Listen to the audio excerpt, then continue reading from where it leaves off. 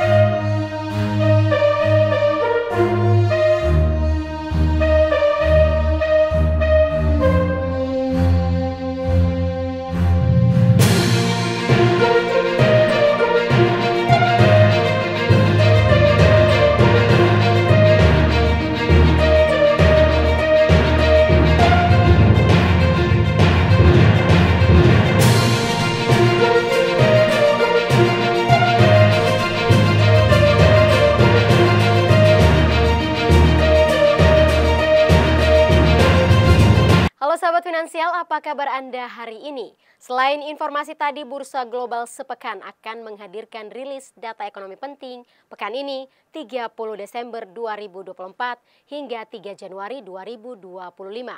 Meski momen pergantian tahun, pelaku pasar keuangan tetap mencermati data perekonomian global. Bersama saya Maria Rahuhalek, kita jelang Bursa Global sepekan selengkapnya.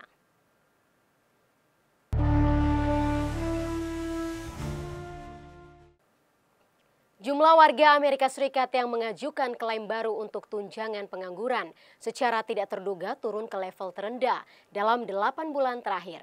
Kondisi ini menunjukkan minimnya PHK di akhir tahun 2024. Pengajuan klaim baru untuk tunjangan pengangguran di Amerika Serikat turun ke level terendah dalam 8 bulan terakhir. Ini mencerminkan rendahnya tingkat pemutusan hubungan kerja atau PHK di Amerika Serikat. Berdasarkan data Departemen Tenaga Kerja yang dirilis pada Kamis pekan ini waktu setempat, menunjukkan jumlah klaim baru tunjangan pengangguran menurun 9.000 menjadi 211.000 pada pekan terakhir Desember 2024. Sementara itu, klaim lanjutan yaitu orang yang telah menerima manfaat tunjangan pengangguran juga ikut menurun ke level terendah dalam 3 bulan.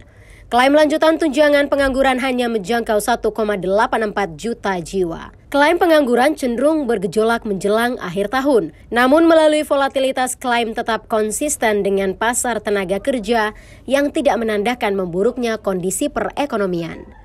Pasar tenaga kerja didukung tingkat PHK yang rendah, tetapi pengusaha ragu untuk menambah lebih banyak pekerja setelah gelombang perekrutan di tengah pemulihan pandemi COVID-19. Akibatnya, beberapa pekerja yang kehilangan pekerjaan mengalami masa pengangguran yang panjang dengan durasi rata-rata pengangguran mendekati titik tertinggi dalam 3 tahun pada bulan November 2024. Aktivitas manufaktur Cina terus naik selama 3 bulan berturut-turut. Begitu pula dengan aktivitas jasa Cina yang ikut tumbuh solid dalam 9 bulan terakhir. Hal ini memperkuat ekspektasi bahwa ekonomi negeri tirai bambu semakin kuat. Aktivitas manufaktur Cina bergeliat selama 3 bulan berturut-turut hingga Desember 2024.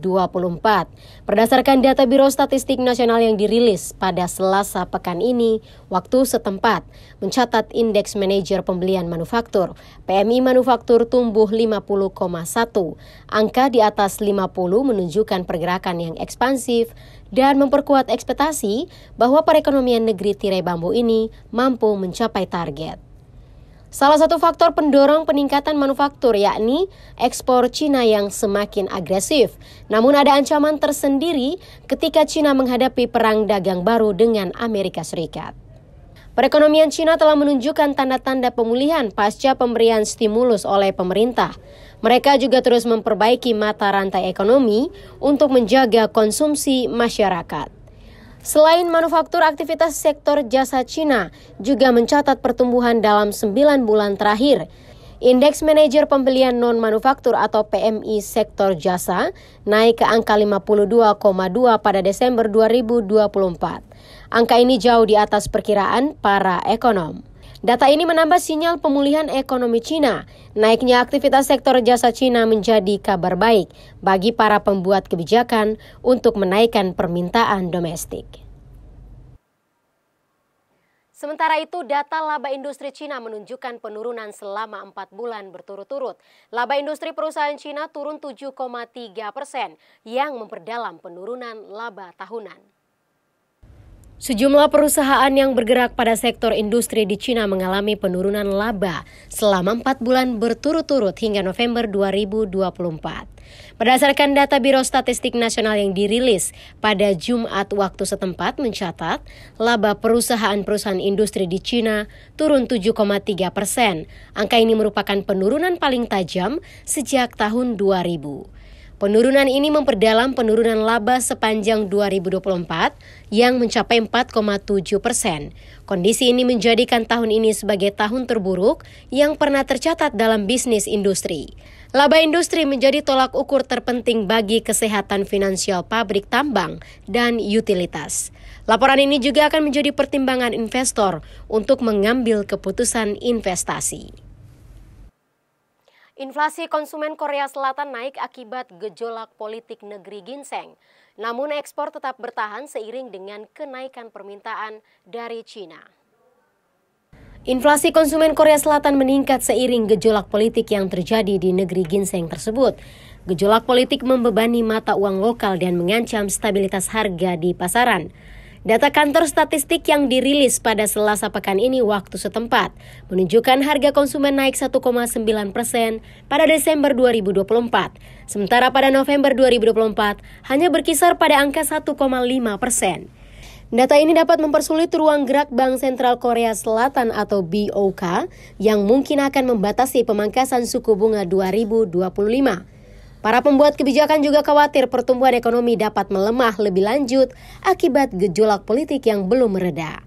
Sementara itu, ekspor Korea Selatan terus bertahan di tengah kenaikan permintaan dari Cina. Data Kementerian Perdagangan Korea Selatan yang rilis pada Rabu pekan ini waktu setempat mencatat pada Desember 2024 nilai ekspor yang disesuaikan dengan perbedaan hari kerja meningkat 4,3% secara tahunan. Sementara itu ekspor yang tidak disesuaikan naik 6,6%.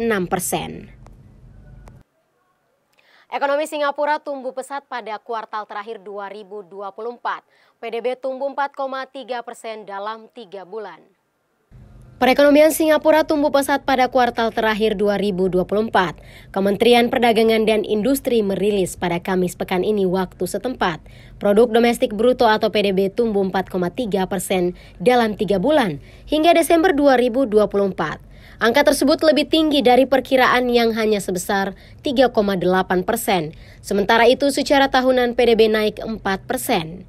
Kemudian, perekonomian negara juga tumbuh 0,1%.